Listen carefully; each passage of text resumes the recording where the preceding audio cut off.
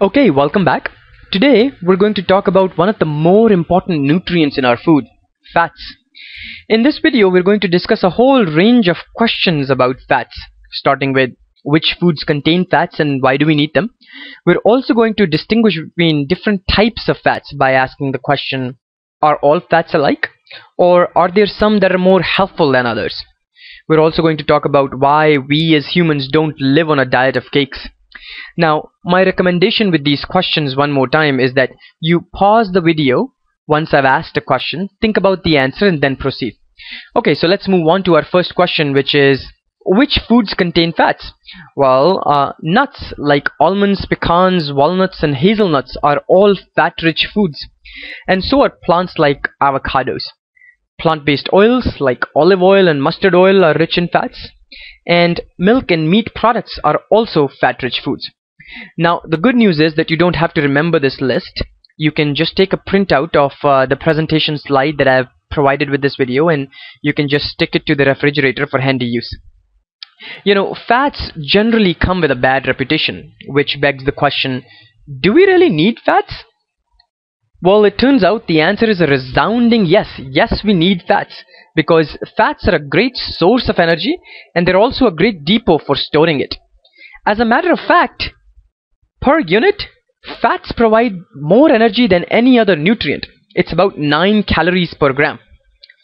Now I want to show you a quick video which is going to highlight how fats are a great source of energy and are also a great depot for storing it.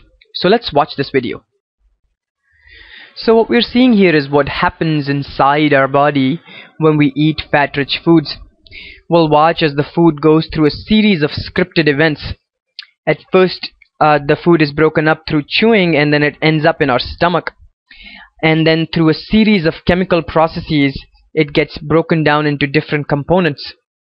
These yellow droplets that you're seeing here are in fact fats, which we're going to track really closely.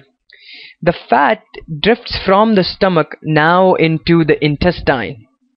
This is where nutrient absorption occurs, and the fats get repackaged, and then they travel through the bloodstream. You'll watch it here in the video. They are traveling through the bloodstream to different tissues like the muscles, and the muscles, as you can see here, will use the repackaged fat to burn energy. The excess fat, the fat which is not burnt, is stored underneath our skin. Okay, so now that we have clearly demonstrated that fats are a great source of energy and they're also a great warehouse for storing energy for future use, let's move on to the second reason why we need fats, which is that we need fats to cushion our organs and to insulate our body. Now have a look at this picture on your screen here. Fats here are represented with the light yellow color, and you'll notice that they're present around our critical organs, thereby cushioning them from impact. Fats are also present, you'll notice, in between the skin and the muscles, thereby insulating our body much like a blanket. The third reason why we need fats is to make foods tasty. We all knew that. If I were to ask you to name 3 of your most favorite foods, odds are that they're probably fat-rich foods. The really interesting scientific question to ask here, however, is why is it that fatty foods are generally so tasty? You know, this is a rather tricky answer because more scientific research needs to be conducted on this particular issue, but the best answer that I could give you is the following. When you think about it, there is an advantage to being able to taste and enjoy fat. For most of our history as humans, overeating hasn't been much of a problem, has it? But starvation has. So a predisposition to eating fats, which, let's remember, are high-calorie foods, could really mean the difference between starvation and survival. Now, I would put an asterisk right next to this answer and say that you should conduct your own research to find out more about this particular question and contribute to the conversation by adding comments to this video. Okay, so now that we know that fats are really useful for us, why is it that we don't ditch all other food products and just live on a diet of cakes? Well, there are 2 major reasons why we don't do this. First is, the fats are actually really high in calories. We learned that they provide about 9 calories per gram. Now we're also going to learn in subsequent videos that other energy giving nutrients like carbohydrates and proteins provide only about 4 calories per gram, which is what? Less than half of what fats provide per gram.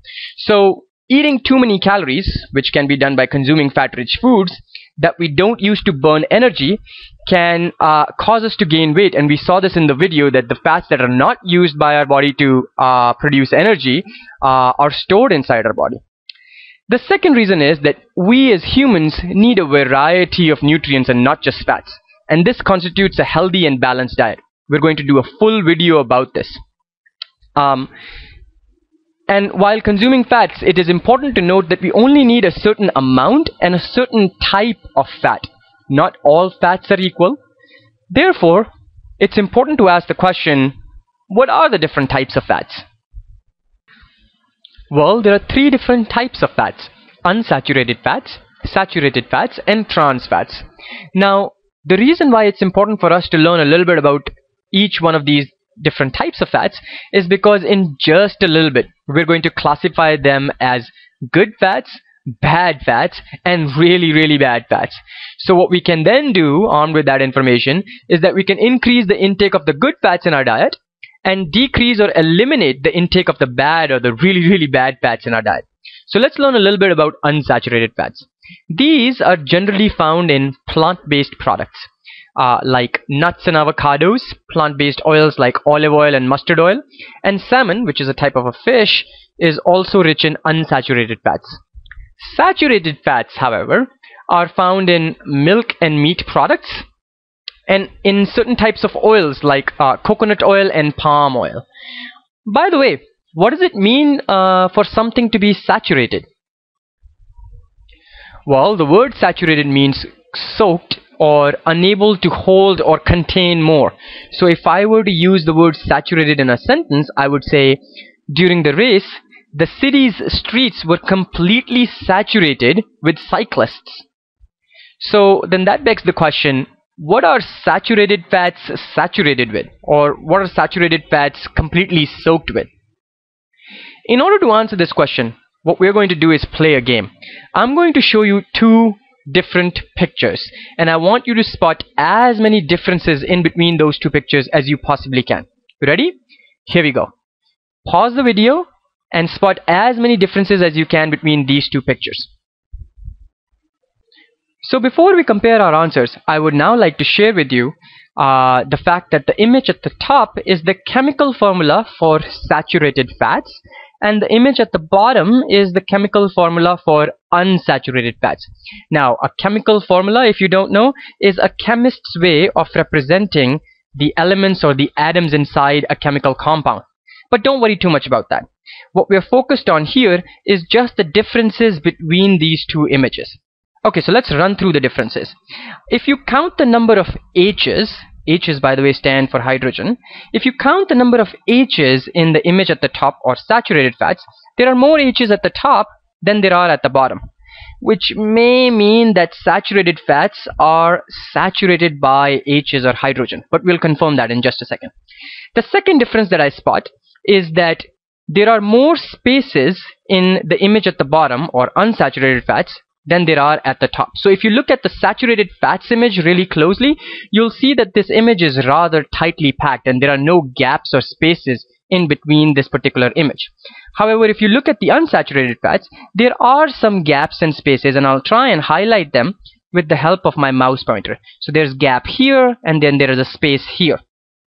So what does that teach us? Well, it teaches us that saturated fats are actually completely saturated with H's or hydrogen atoms. By the way, that was the original question that we were trying to answer.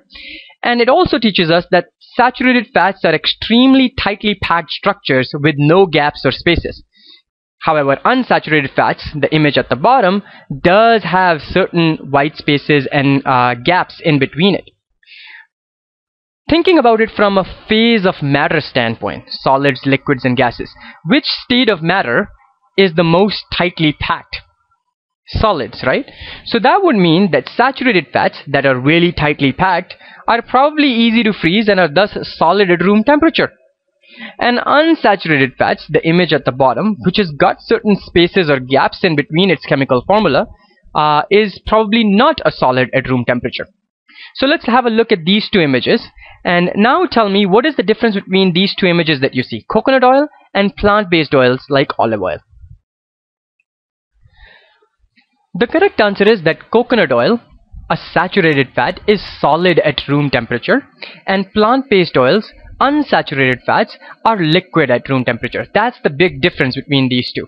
Coconut oils, which are saturated fats, are solid at room temperature because there are no gaps or spaces in their chemical formula. However, in plant-based oils like olive oils, these are unsaturated fats and liquid at room temperature primarily because there are gaps or spaces in their chemical formula. So this is actually a very big distinguishing factor between saturated and unsaturated fats. Saturated fats are generally solid at room temperature, and unsaturated fats are generally liquid at room temperature. Okay, let's learn a little bit about trans fats now. Trans fats can be found in many of the snack foods that we eat. You can find out how much trans fat is there in a particular food by going through the nutritional label on the food's package. We're going to learn about how to read a package label in a separate video. Vanaspati ghee, which is a type of oil used prolifically in Asia, contains a lot of trans fat. And many of the products like French fries and burgers that are cooked by fast food restaurants using hydrogenated oils have trans fats in them. Now, the question is, what is hydrogenated oil? Well, it is perfectly good liquid vegetable oil which is heated in the presence of hydrogen. So, my next question to you would be, why would fast food chains take really good vegetable oil and then hydrogenate it? Well, think about it. When you heat a particular oil, like a vegetable oil, in the presence of hydrogen, what you're doing is you're taking the empty spaces or gaps away from its chemical structure, saturating it with hydrogen, and therefore converting it into a solid. And a solid is really easy to transport, something the fast food companies love. What they also love is that hydrogenated oils can withstand reheating, which means that they don't have to change the oil over and over again. In the next part of this video, we're going to classify the 3 different types of fats as good, bad, and very bad fats. See you then.